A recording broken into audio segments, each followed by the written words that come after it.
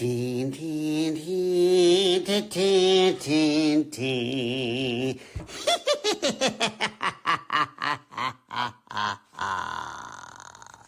Hello, boils and ghouls.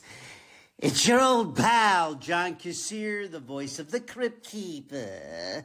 And tonight's tale I call... If you've seen one episode, you should see them all. And you should, kiddies, because tonight my good fiends Jamie and Nelson will be talking everything Tales from the Crypt, from episode to episode, from season to season, from scream to scream.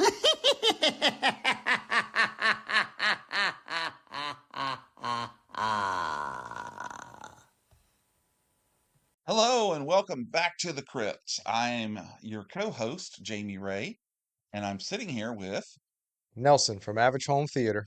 Nelson G, Nelson G. because you have to, make Because I sure am a G. to distinguish the different Nelsons in my life. Eh, Yeah. And we Because are, I'm sure you know a bunch. I know a bunch, man. I know the kid from the Springfield Elementary School with the Simpsons, and yeah. And I know Nelson Mandela. Yep, the Yep. Mandela effect. We were talking about that. On our last episode that was from God, I can't even remember how long ago Yeah, I mean, that it's one been a was. while. Yeah, Yeah. yeah. But this episode is all going to be about our favorite episodes of Tales from the Crypt season 4.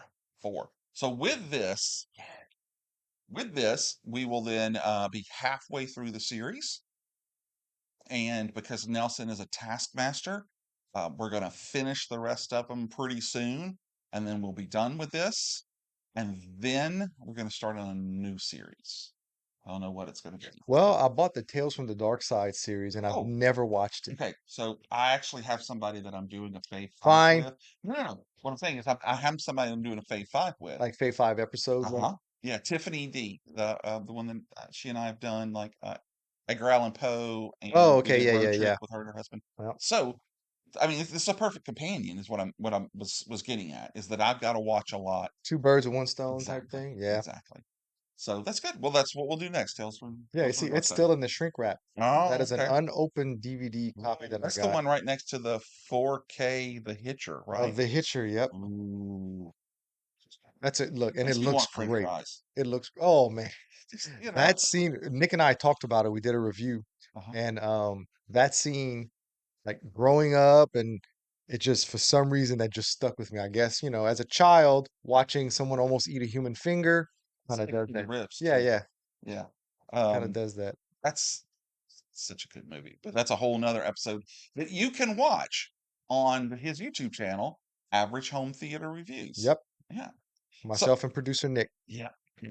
And you've got so many other shows because you've got review shows of other movies. You've got Yeah, we're doing I started a series of Who Did It Better, mhm. movies with similar plots, and deciding which one was better. Like we did Leviathan and Deep Star Six. So Oh, who did it goodness. better? No, Really? negative Ghost Rider. Really? Negative. Because I'm I a have Deep the Star Six guy. I have the Kino Lorber edition, the Blu-ray Mm. of Deep Star 6, and I watched it again the other day, and I was like, so I honestly haven't gone back to watch Leviathan, so I'll have to go back and watch it. Yeah, and watch the episode because producer Nick had never seen either one of them, Okay. Wow. and he agreed with me. So see, okay, that's a whole nother discussion. I like that. So what about Armageddon and Deep Impact? Are you going to compare those? I could. Okay. I have both of them on VHS. Hmm. I just need to watch Armageddon again. I only saw it once. Oh, okay. Um, but since I got the VHS, I haven't watched it, but I watched Deep Impact, which I've only seen once, but I saw it recently because I just got the VHS a few months ago. But Armageddon, I haven't seen in years. And I'm once again, Jamie, if you're watching this, his wife is named Jamie, not She not ain't talking to watching. myself. I'm very sorry that I got him on this VHS kick. I'm Well, I sorry. had kind of started before, but there's no doubt that you helped push. Yeah, There's yeah. no doubt. So I got you here. I got turkeys. always going to be mad at me because I got him into comic book art. Mm, Just that kind of, I'm an enabler. That's what yeah, it is. yeah. I'm an enabler. Well, what I'd like to do then is enable you to kick us off and tell us one of your favorite episodes for Tales from the Crypt season 4. Season 4. Quattro. Well, here's the caveat. None of these are my favorite because I have absolutely no recollection of the 3 episodes that I watched. As I watched all 3 of them, I was like, What? I do not remember this. I don't know because I've watched the entire series since I got the set. So I don't know if I was like sleepwalking watching. I have no idea, but all 3 of these episodes, I chose them because of, you know, who wrote them, who's in them, Mhm. and reading the description, like, oh, okay, I want to watch. But I had no recollection of these. So did you watch all season 4 and then pick No, yours? no, no, no. Because we had picked them just by We picked these a descriptions. long time ago Yeah. and we went by descriptions. Um, and man, just looking at this whole season, like I don't really remember any of. So I don't. Maybe I skipped the whole season, didn't realize it. I don't know. Could be.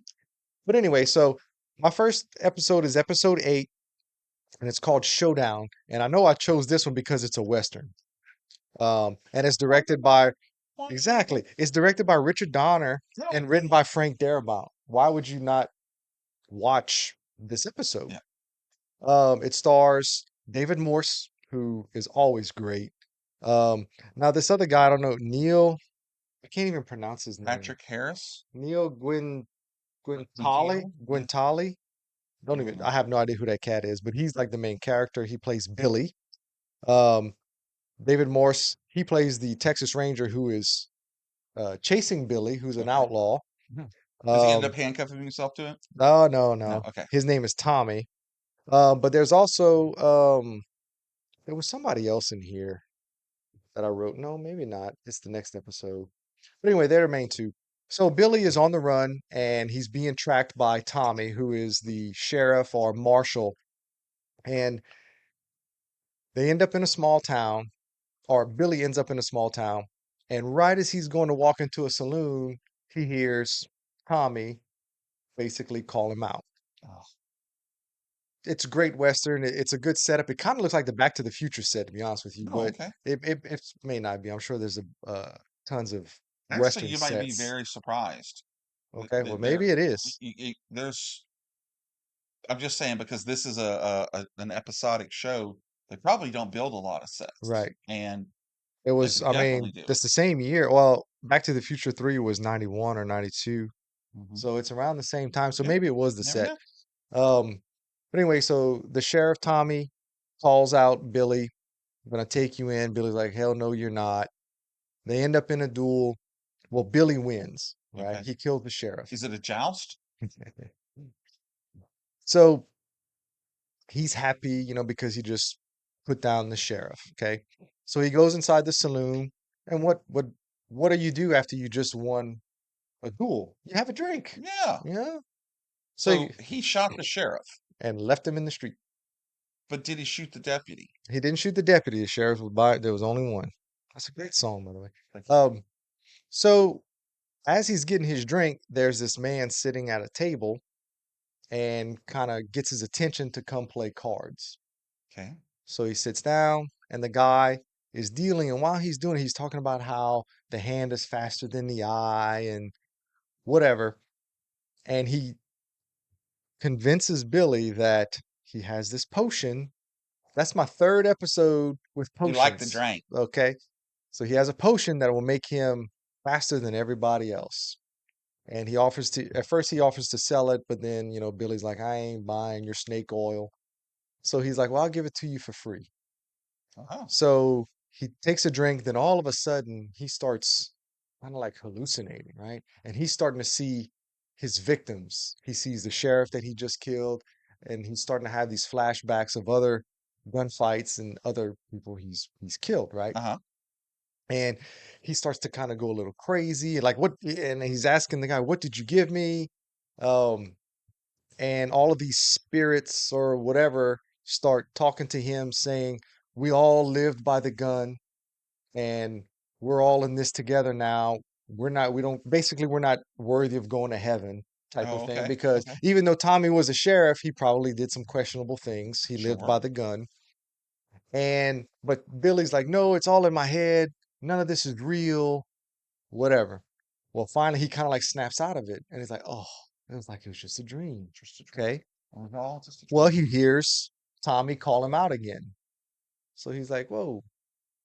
Well, he goes outside and there's Tommy and he gets to relive it. Oh, man, I just watched this last night. I completely skipped over half the episode. While they were talking to him and before when they go away, some tourists walk in, and it's Okay. like present day tourists, Okay. and they're talking about this gunslinger Billy, whatever his last name was, A kid. Quintain, was famously killed right outside and whatever. So he's like, "What the hell?" So he walks outside and he sees it's like a tourist attraction. So it's like present day. So of course, he doesn't know what the hell's going on. Right. He's a cowboy from the old west. When he walks back in, he kind of breaks down crying, saying, "I'm sorry, I He believe." called it the New West back Yeah, it was new for them. then. So maybe what they called it the new frontier. Yeah. Okay. Yeah, whatever. So then he hears Tommy calling him out again. So he goes outside and there's Tommy again. So now he's like, okay, I've snapped out of it. I get to do this again. Right. Well, this time he kills Tommy, but then all of Tommy's boys are there. So that's actually what happened. All of Tommy's boys who were hiding Mm-hmm. gunned him down after he killed Tommy. Oh, that's not right. I mean, it was a Right. fair. It was supposed to be a fair fight. Yeah, Yeah, but when you're running from the law, there is no that's such thing as a true. fair That's fight. true. So yeah, so then that's when he realizes that he's been dead and he didn't win the fight because what really happened is right after he killed Tommy, his deputies killed him. Gotcha. And so whenever he drank the potion and whatever, that was them trying to show him that he's actually dead. He Oh, thought he went in there just to have a drink, but he was dead the whole time. wow.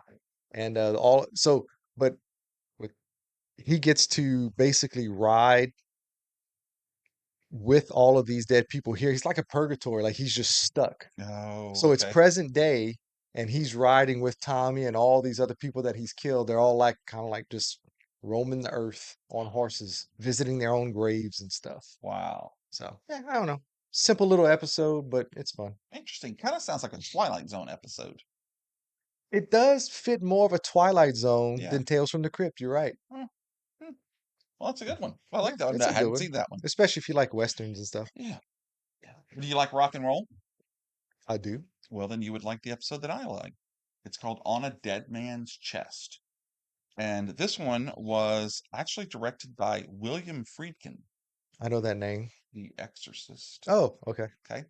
Um, and so this one is about this guy, Danny, who's played by Yul Vasquez. I'm sure he is. He's a hard party and frontman of the heavy metal Exorcist. Ah, Okay. Boots. Yeah. And he announces at the band's latest show that his best friend, the guitarist Nick, not producer Nick, Not Nick, producer Nick, no. has finally gotten Although married. Nick did dabble in guitar when we were in Ooh. high school. Did he marry Tia Carrera? No, Okay, well, no. this Nick did. So Oh, that's what it is. So in real life, or is she in the in the show? show, Oh, in she's the in the show, show. yeah, Okay. yeah, that's his new wife. Okay. So I like that one. You kind of, yeah, She's a musician though. she is. She did Wayne's Men's World. World, yeah, Mhm. yeah. Um, Ballroom Ballroom Blitz. Blitz. Yep. Yep. So anyway, so he brings her out on stage and calls her the B word and all this other stuff, and so it's an attempt. He wants to break the band wants them to break their marriage before she breaks the band up, and she's really not trying to do it. Now I got to clean that off. Oh God, I should have thought about that. Um, so he wants to be with his wife. Okay, so he's basically choosing. Look, you either apologize to my wife, or I'm gonna go. I'm gonna leave the band. Okay, so while this is happening.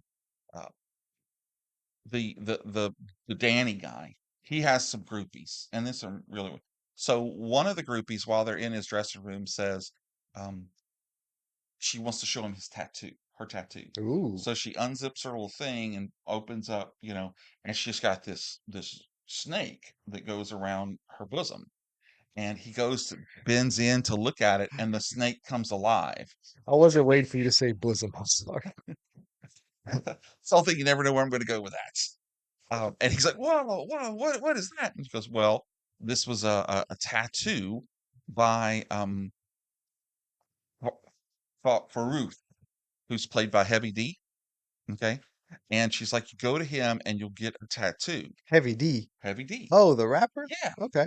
So he goes to him and he ends up saying, "Well, I want this," and he's like, "No, no, no. Your skin speaks to me.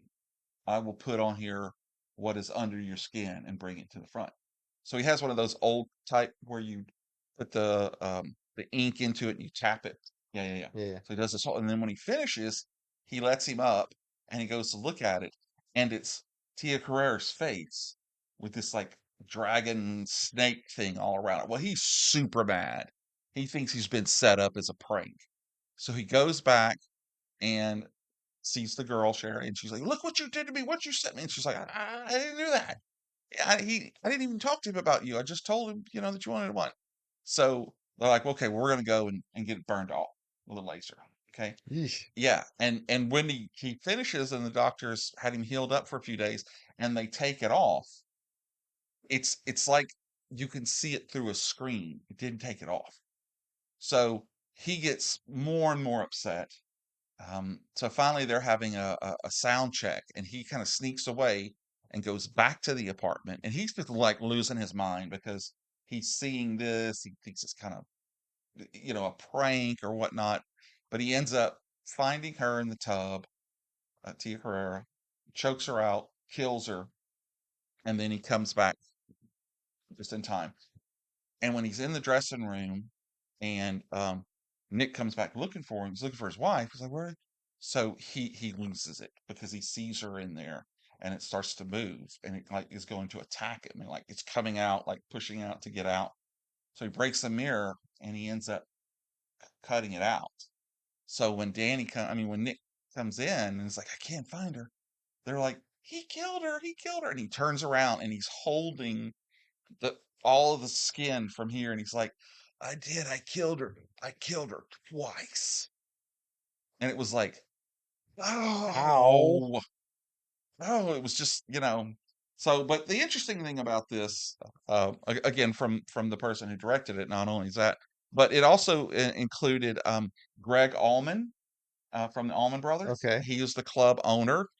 Rudy Sarzo, he was a bass player, and Steve Jones was one of the roadies. So some kind of cameos in there, but for me, Tia Carrere was by far the A one that the highlight. highlight. Yeah, yeah. Yeah. So good episode. When you It was say that she was part, like, it reminds me of the Golden Child when he finally sees what's her name behind the screen, and she was like oh part dragon. yeah, yeah. No, this was like it was like her face was over here, but there were like a dragon snake thing over here. Hmm. And so I guess after he had killed her, the tattoo was going to come out because he didn't pay Heavy D.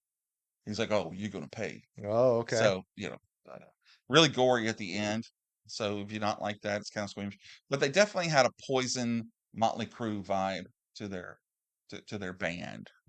Yeah, I've definitely never seen that episode either, so I must have just completely skipped season 4 because I don't remember I can't wait to this. talk about my next one. But before we do that, what's another one that you watched for the first time again? Boom. And the reason I know this one is the first time because Brad Pitt is in it, Oh, and I've zero recollection of this, and because of the subject matter, I would remember it. Um, this one is are they Star Wars cosplayers? no, no, no. Okay. It's episode 9, and it's called King of the Road. Um, Brad Pitt, very young Brad Pitt, I might add. Hmm. I mean, 1992. I mean, was he even Brad Pitt yet? I don't know. Would he be Bradford Patatovus? I mean, when was Thelma and Louise was the Thelma and first. Louise? What It's year was probably around that? there. Okay, so he was probably kind of breaking out at this point. Yeah, why don't you go ahead and Google it there. But it also stars Raymond Barry. And Oh, wow. you know who that is? Yeah. I remember him from Cool Runnings. Hmm. Um, Anyway, so he's a sheriff, and Brad Pitt is a street racer, criminal. 1991 was done Okay, and so released. he was just kind of breaking out at this point. Brad Pitt is a street racer named Billy, another Billy, two Billys back to back in episodes. Um, and he wants to race the Iceman, like the legendary Iceman, who was Val a, Kilmer? well, close, but so he goes looking for the Iceman, and of course it's Sheriff Joe Garrett, or he believes it's Sheriff Joe Garrett. Okay. And Sheriff Garrett is like denying it, saying you got the wrong guy, whatever. And Brad Pitt is hell bent. He knows it's Sheriff Garrett was the Iceman. Okay. And you don't understand why the sheriff is saying it wasn't him. It's like, hey, if you had this street cred, why you wouldn't, Yeah. whatever. Well,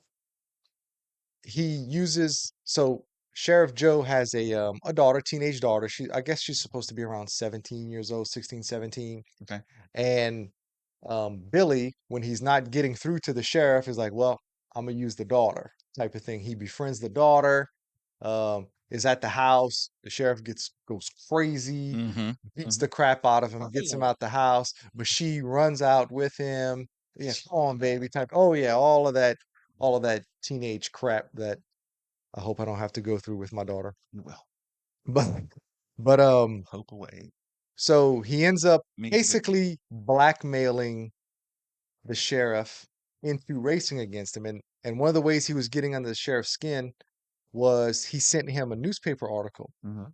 And when the sheriff looks at the newspaper article, it's about a race where 17-year-olds and one of them died. Oh, And they were never able to find the other one, but it ended up being the Iceman, which was him, which is why he was denying it was him, right. because he would have been brought up on some charges Mm-hmm. because, saying And he's lost his job, responsible I'm and sure. lost his Mhm. job, all of that stuff. So that's how you find out why he's not willing to race.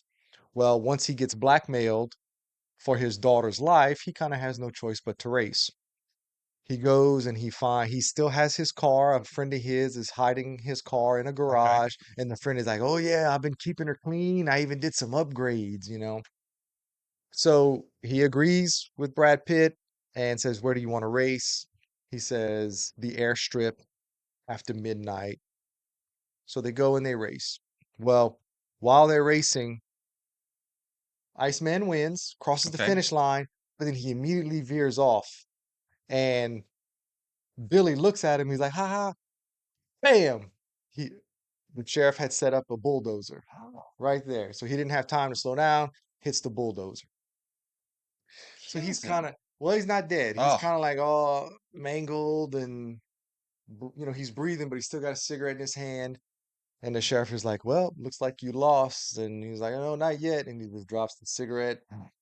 Boom. But the sheriff was able to get away. He didn't. okay. So it's kind of a happy ending, but it's a fun little episode. One, because I like cars, Wait, how is it a happy ending? He because the kills him. sheriff got away. Yeah, he got away with murder. No, he didn't. It was to save his daughter's life. It was a noble cause. He Would you not murdered the race? kid. Would you not race somebody to save The your daughter's life? 17-year-old that from He didn't murder. That was a fair race, no, and the kid just died. no, I don't think you got all the facts. He murdered him because he was Brad Pitt and he was yummy. Just He was jealous. jealous. Yeah. I didn't realize how big of a guy Raymond Berry is. Oh yeah. He was a hoss. Wow. He's a big dude. Yeah. What else was he in?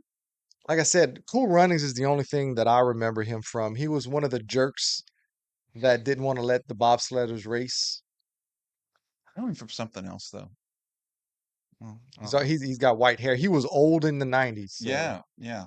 Because he was in like some 60s and I 70s said white movies. hair, old, like you Yeah, I didn't know catch what you that. mean. Okay. Yeah. White hair, Yeah, oldish. Yeah, yeah, yeah. yeah. It's I good. guess I'm It's just funny because familiar. I'm looking at this picture over here with you with Ernie Hudson And and it's jet so black. brown, just so dark. Yep. And over here it's not. All Yep. right. Well, you want to talk about somebody who you will know what else they were in. It's my episode 6 of season 4. It's called What's Cookin'. And it stars Christopher Reeve. Yeah, baby. All right. Christopher Reeve and Bess Armstrong are the owners of a failing restaurant called Fred and Irma's Squid Shack, Sounds disgusting. where squid is the only thing on the menu. Definitely disgusting. And so obviously it's failing, and they're about to lose it when a drifter named Gaston, played by Judd Nelson, shows up, and they give him, he's got a job just kind of cleaning up to help him. And he's like, maybe you should try some other meat. Maybe you should, have a recipe for barbecue. And Christopher Reeve, this has been his dream his whole life. He's like, no, no, no, we're going to do squid. Squid is what's going to happen. So that night, as the wife is gone, the owner of the building, played by Meatloaf, Ah, shows up, and he's like, you're 3 months behind. If you can't pay me now, you're going to be kicked out tomorrow, and I'm going to change the locks. And they start kind of arguing, and Christopher Reeve, kind of accidentally, kind of on purpose, cuts his hand. And Meatloaf is like, "Oh, you're crazy." Well, he obviously wasn't meaning to attack him. It just kind of in the he heat of the cut moment Meatloaf's cut hand. Meatloaf's hand. Okay. And so they're standing outside in front of it while they're doing this. Well, Judd Nelson is across the street with some people, and he sees it happen. Okay. Fast forward to the next morning. Christopher Reeve knows that, it's all going to be shut down and everything. And he's waiting, and his buddy, the sheriff, comes in, and they're like, yeah, no. And he's really says, it's funny that you mentioned that, because isn't whatever Meatloaf's name is your landlord? He's like, yeah, he disappeared. He said, we found his car, and nobody knows where he is. And with all the blood that we found, I don't really think he's alive. And Chris really just like freaking out. So Judd Nelson comes in, and uh, kind of like lurking in the background. And Christopher Reeve's like, would you like a squid and egg sandwich? And he's like, no, no, I couldn't stomach that this morning. And the wife goes to open to get the eggs, and there's some steaks in there. And the sheriff says, I'll take one of those steaks. Fried green tomatoes. So as she's cooking it up, I guess the smell is wafting, and other people start coming in. And they rapidly go through this little stack of steaks. And so she asks her husband, where did the meat come from? And Judd Nelson said, well, says, I hope you're not, mad at From me, but I Meatloaf. talked to somebody. Yeah, it's not meatloaf, but it's meatloaf. He says, but I ordered some. And he says, there's some more in the big freezer. You want me to go get it? And she's like, yeah. So he goes in there, and Christopher Reeve comes in to kind of like yell at him, because this is my restaurant. And there's Meatloaf hanging, and he's like chopping some stuff off. Ah, Okay. Now, by this time, they've already sold, the sheriff's eaten it. The mayor, I think, came in and ate it. So they're like, well, okay, whatever. And they go, when they close, it's the most money they've ever made in a single day. So the wife never knows that Christopher Reeve and Judd Nelson do. So they form a partnership. Okay. Now it's eating him up, that this is what's happening. But Judd Nelson goes, and I'll tell you what I'm going to do. I'll provide the meat, and you make this a 50-50 deal. So they start to do that. And then everything goes well. The restaurants that they're able to, updo the restaurant. Now it's Gaston, Fred, and Irma's, and things are going well. And then one day the sheriff comes in for his everyday steak and eggs breakfast. And he says, by the way, we got a lead on Meatloaf. We got the traces back from his blood, and there's a little minute pieces of metal in it that are particular to only one style of knife, and we're tracing it down right now, and we know there hasn't been many of them sold. So he knows he's busted. Well, Judd Nelson knows he's busted too. So he's like, okay, I'll tell you what I'm going to do. I'm going to set him up to take the fall. So Judd Nelson goes and takes this gun out of the set wife's up purse, Christopher Christopher Reeve. Reeve, to take the fall. And he takes the gun and then goes to her apartment, because Christopher Reeve works late every night, and says, I think he's going to kill himself. He took your gun, and he's going to shoot himself. And she's like, oh no, I need to go down. So he's like, I'm going to go down there, and we'll get the sheriff together. And so when they get down there, you realize that he set this whole that Judd Nelson has set the whole thing up, and he's fixing to kill them both. And he goes to shoot him, and it just click, click, click. And he's like, Christopher Reeve was like, "Yeah, I kind of knew this is what you're going to do when she calls me, because I know that she doesn't keep any bullets in it. So why would I kill myself with her empty gun? So we've been ready for you." And so they start to struggle. And right about that time, the sheriff comes in. And he's like, "Sheriff, I'm so glad you're here. They've been killing people and eating it. There's a body hanging in the back." And the sheriff's like, "Well, thing is, kind of developed a taste for my steak and eggs. So I don't think we'll be taking, So he wants to continue the he operation. continues the operation. And he says, I think Floyd's Flame Works would have a good ring to it. And I could early retire and just take over, and you guys could go." And they're like, "Yeah, yeah. Would you like another, a steak and egg midnight snack?" And he's like, "I think I would." And they take Judd Nelson, who's just like, "Ah," and grab him and like push him down on the griddle and start to cook him. Now that It's just sounds like a Tales from the it's Crypt a episode. Tales from the Crypt episode. And Yeah. see Christopher Reeve Yeah, in as that this kind of it was, role. and the thing is it's until the very, very end, there was not a bad bone in his body. As soon as he knew what was happening, it made him like physically ill, and like Hmm. he was cooking, and he loved to cook, but now all the joy had come out of it, until he finally tries one, and then, tastes like chicken. But it's a really, you know, particular vibe to it that definitely makes it feel like it's a Tales from the Crypt. It's Yeah. not a Twilight Zone, it's not Tales from the Dark Side. It's got that Oh yeah, twist at that's the end, that sounds you like know. because my third one, you might like. I just want to say one other Oh yeah, thing. go ahead. Right near the end when they're fighting, okay, Christopher Reeve puts his hand on the griddle and burns it. Okay. And I, the ever present watcher that I am, go like, "Oh, wait a minute, he's shutting the whole restaurant down. Why is that still on?" In my head. And then it's on because Christopher Reeve and Fred and Irma had set the whole thing up to kill him. To And I was kill like, him. okay, okay. And it just restores my faith in them. But I would like you to restore my faith in your choice, your Well, next choice. I can't. Oh God. Um, because this episode kind of sucked. Well, I didn't really like it. really? Yeah, Okay. and I chose this episode, one, I didn't remember it or I've never seen it, Hmm. but Joe Pesci's in it. Oh, he's Um, been in another one too, wasn't he? No, no, no. I'm thinking of somebody else. Joey Pants is in it, but only for a second. David Joey Pants is in the one with the black cat. And he The, was the one that kept dying, and that's the yeah, same one. yeah, Yeah, that's because the he one. took the cat's I think whatever I, I and think I did that you did. episode. Yeah. Um, Burt Young is in this one in the very beginning. Um, but Joe Pesci's name is Vic Stetson, and he's at a casino, and Burt Young is actually who's gambling, and Joey Pants is the dealer. Okay. And he's like sweating, and Bill Pesci comes up to him and is like, I know it's gonna be a two, convinces him to bet on it, so and he wins. Oh, So then he's just a believer of Joe Pesci, right? Because he just knew that it was gonna be a two and he was gonna win that hand. I don't even know what game they were playing. What's the hit me? Is that blackjack? yeah. Okay. Um, yeah. See, Oh, I thought you were asking I me don't play cards. to hit you. Oh yeah.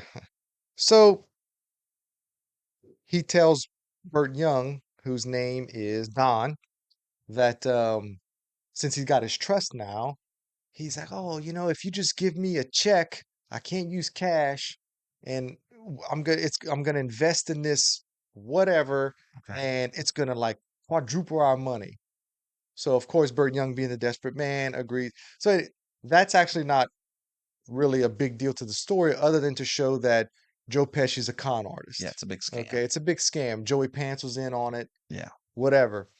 So then it goes to he's in a hotel with some naked chick, Huh. and he's telling her a story about how he just needed the ultimate con. He needed the ultimate thing so he could retire, Right. right? And so he Like started, Sawyer from Lost. yeah, okay. So he starts telling the story That was for you, Jeff. of, there you go. I don't know what he's talking about.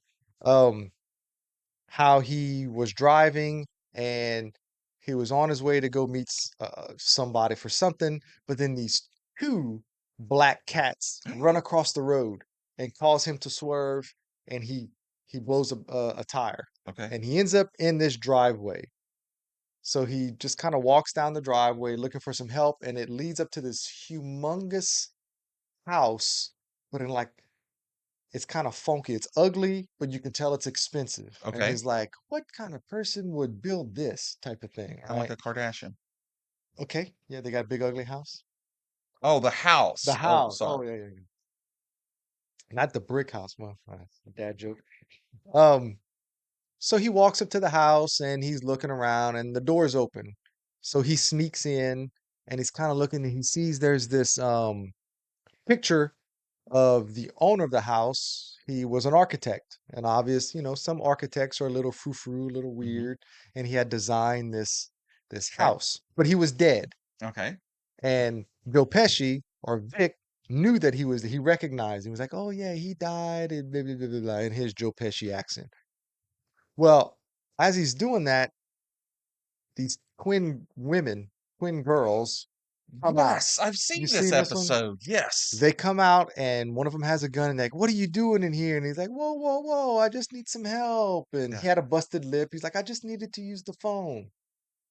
So in all of this, he decides Theirs is long gone. in order to con these girls, he needs to become two. Twins. Yes. So he needs to become a twin. Yes.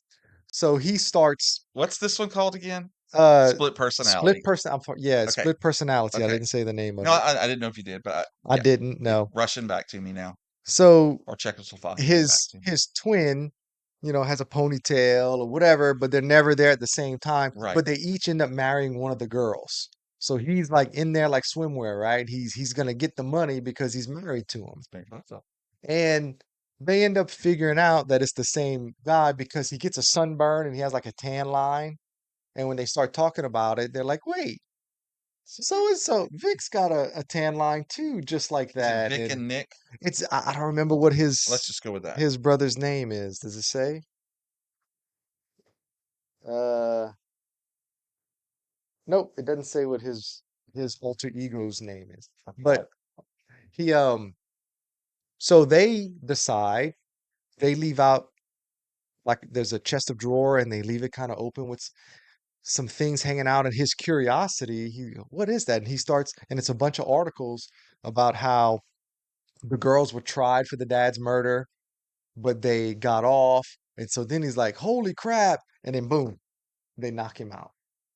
So he wakes up and he is chained to the bed Mhm. and he's like, Not in a "Oh," good way. he's like, "Come on, we can talk about this. I love you both." And well, the girls decide that there's only one way this could end, and they're each gonna take half of him. So they pull out a chainsaw and they just Right cut down to him the right down, and it starts in the crotch, and he's like screaming, and blood's flying.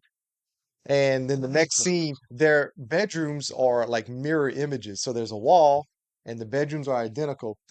So they're each laying in the bed with half of Joe Pesci, and then the camera pans around and you see like yeah, all the the gun. insides and the blood and everything. So the girls were like It's like crazy yeah, psycho. yeah. They had killed their dad, and then when they realized he was trying to them, they killed him and Well, split him it, up. it really was the only way to go. It was the only way. It's the only thing Yeah, you can do. I mean, There's no other way to, yeah, split second decision. yeah. Yeah. And those girls, they've never been in anything else. Oh yeah. So I guess they just probably got the part because they were twins in the I right place. remember the sunburn part because yeah, I remember that. That's really stuck in. Well, I can't say the same about my episode. But it wasn't good. Yeah, Like I was just bored watching it. yeah. This one isn't a great episode, but it is definitely one like what draws you to them is the cast. Okay. And this is called Werewolf Concerto, and it's kind of an Agatha Christie mystery type, which is one of the reasons I picked it. And it all takes place at this like a the famous hotel that's out, out and it's a beautiful one. It's been there forever and ever. Well, there's a big storm, and it washes out the road, so people can't get out and get back in. And the first night, someone is killed, savagely killed, mutilated. Okay, so uh, Dennis Farina, Farina. Yeah, Farina. I love him. Okay, he is unlike any role you've ever seen him. He's kind of that flighty kind of he's gay is what you get out of it because he's always like this and he's got a little And he's normally like very oh just very brazen and he's yeah, it's really really I don't want to say off-putting because it wasn't at all, but it was like this is Dennis Farina, right. It was just you know, weird. it was he really played it good. So he's like the hotel manager, okay? Well, they go to bring everybody together, and Timothy Dalton is there, Double O and Seven Timothy Dalton. 007 Timothy Dalton, and Beverly D'Angelo is there, and Reginald Bell Johnson, Oh, yeah, is there too. And so Wolfgang Puck is the chef. He got a small episode. But that's because he's featured in the beginning, where the crypt keeper like takes his eye out with a uh, coin. So anyway, so they get everybody together and they basically say, okay, we can't get the police up here. We can't get the police. You know, we can't get out. Um, you all know somebody was murdered. And then one little guy's like, yes, it was because it was a werewolf. And they're like, what are you talking about? Werewolves aren't real. And Farino's like, well, we believe it was a werewolf and we've been having trouble with them. So there's actually an anonymous werewolf hunter among the group. And they don't want to be named, but they're going to track down the wolf and kill him. Okay. Well, right away, you assume that it's going to be Timothy Dalton. So he and Beverly D'Angelo, you know who that is? oh, I know who Okay. Beverly Well, D'Angelo she is. looks fantastic in this Oh, she movie. was a Okay. smoke show. Yeah. And so they kind of have a little of their little flirty and stuff like this. So he actually is going to be the hunter, obviously. So he first thinks it's one guy, kills him, and he has like a satchel full of money. Well, you find out he's not, but he was he's a Nazi war criminal. So like nobody So it's really like, wah, cares. wah. Yeah. Uh, End of the episode has a very, very Tales from the Crypt ending in that the full moon rises. Timothy Dalton is hunting because he thinks it's Beverly D'Angelo because she never gets up early. She doesn't eat breakfast or lunch with anybody. So he's like, it's got to be her. And so he tracks her down to her room, and the moon comes up, and then he turns into the werewolf. So all along, he was pretending to be the werewolf hunter, and he was the Was the werewolf. werewolf. So he's Okay. trying to find her and kill her. And as he's like just staring out at the moon because he's so frustrated, this silver candelabra comes through and from the back. And you pull back, and it's Beverly D'Angelo in this gorgeous red dress with like red opera gloves and her blonde hair. And she starts talking to him, and I thought it was going to be you, but I didn't think you were going to come until midnight. So, I'm glad to finally have you. And like we said, let's have a midnight snack, but you're the snack. And she's a vampire. Huh. So she starts to chow down on him. One cool thing, uh, you're like, well, where was she all the time? And he says, I don't understand. How could you be out? And she goes, well, I wasn't out, darling. My piano that goes everywhere with me. It's kind of my home away from home. So it was like that was her coffin Her to get coffin. into Okay. this thing. So anyway, it wasn't a spectacular episode, but the Dennis Farina like is worth watching it right there. He's really, really good in this. And the twist, the end is just bravo. Bravo. It's hard to go wrong with werewolves and Oh vampires. So no, and Nazi war criminals. yeah, So yeah, makes me think of Apt Pupil. I know, right? Good story. Yeah, yeah. I mean, you realize all four of those novellas from different seasons will be because they're finally doing the breathing method.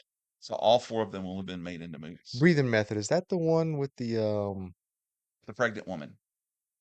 Okay, I don't remember that one. I know I've read Apt Pupil, um, The Shawshank Redemption, Mhm. The Body, and the other one And that's is the other one is the breathing method. okay. I don't remember So that one. I that's know the I've one. read it though. So it's it's about a pregnant woman who is learning Lamaze, and she doesn't want a lot of other uh, medicines and stuff like that. So she's really, really into the breathing method. And at the end of the story, she's involved in a car accident, and her head gets chopped off as she's rushing to the hospital to deliver the baby. And the body still goes through the motions of the breathing and everything, and is able to, give birth Yeah. to the child. Okay, then I definitely did not read Yeah, that. yeah. It's a good Maybe I one. might have skipped it then, Yeah, but it was only those four. It's it's called only Four those four Seasons. different Yeah, seasons. different seasons, four Yeah, yeah, seasons. that's it. Yeah. That's it. Okay. But all right, well, great. Well, can't wait for us to get down. Now we've got 5, 6, and 7 left, Yep. and gonna be fun. Can't wait for it. And I think I remember my season 5 episodes. I think I Yeah. remember these a little bit more. Well, I'll tell you right. I'm gonna extend this olive branch to you, not olive branch. But this. If you watch your 3 and one of them bites, you could pick another one. Because Okay, I want no. you to have 3 episodes that you really are happy about. Okay. Okay. We'll I'm see. just giving you that option. Yeah. And I don't usually hate any episodes, but I was just very disappointed in that one. I was Yeah. like, eh. Yeah. It's like the whole first part of the episode was lost on you. Yeah, Yeah. just I don't know. Why even have it? And then the twin, they weren't very good actresses, Yeah. obviously, because that's not what they were. So it was just kind of Why didn't weird. they just get the Coors Light twins? Yeah, I know. So I don't know, so no Oh, more. oh. So Well, all right. Well, thank you, everybody out there in the podcast universe. Again, look for Nelson's channel on YouTube, average home theater. and you can look for me. We're at Fave 5 from Fans and Complete Disarray with Jamie Ray. And be on the lookout because soon, 2025, we are going to kick off Hanging with Hitch.